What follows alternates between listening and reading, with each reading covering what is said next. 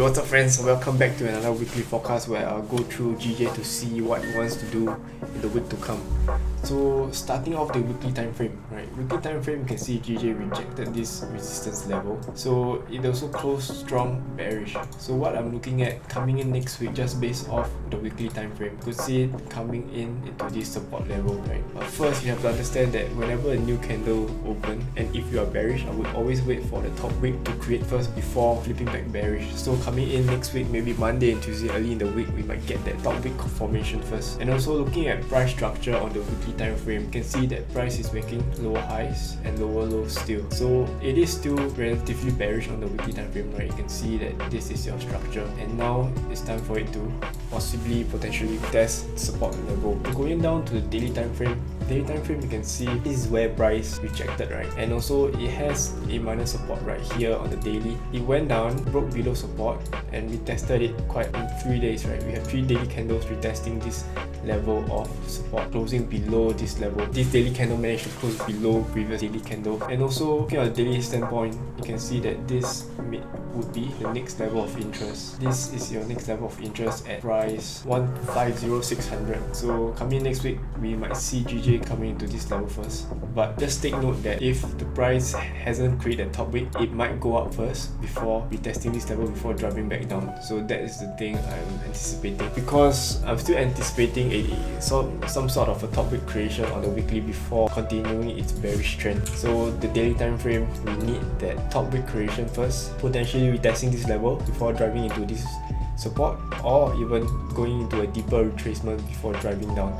So all these moves right here is your top wick creation on the weekly time frame. So with that in mind, we need to set up some levels which is drawn here. So going down to the 4-hour time frame, you can see that this is your zones, right? It's quite clear that price was consolidating in this level, tried to break up, couldn't, and came back down, creating a support level right here, right? This is your support level, but the issue is this next level of interest right here that price needs to react to. So then you have this range which is 50 to 60 pips. So on the 4-hour, this is your 4-hour range. So going down to H1, you can see this is your new range right here.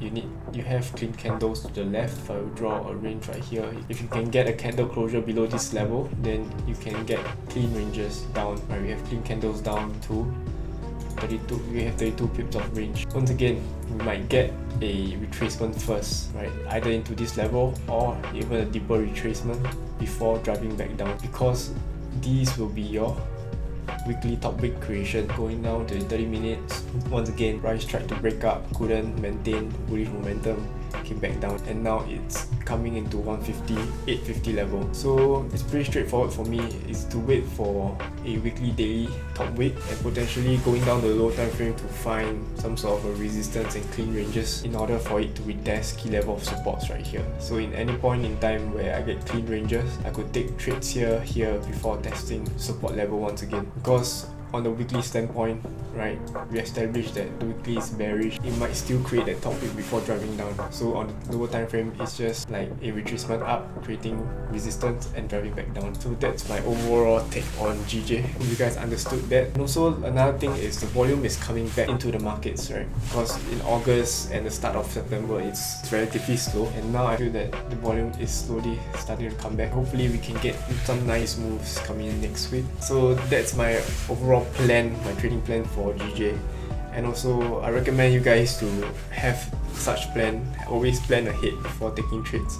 If not, it's very hard to be profitable. And if you guys still have issues with being profitable, then click the link at the top right. I just released a video talking about how to be profitable in trading. Hope you guys enjoyed this video, and if you enjoyed this video, please subscribe to my channel and please like the video. And yeah, see you guys in the next one. Take care.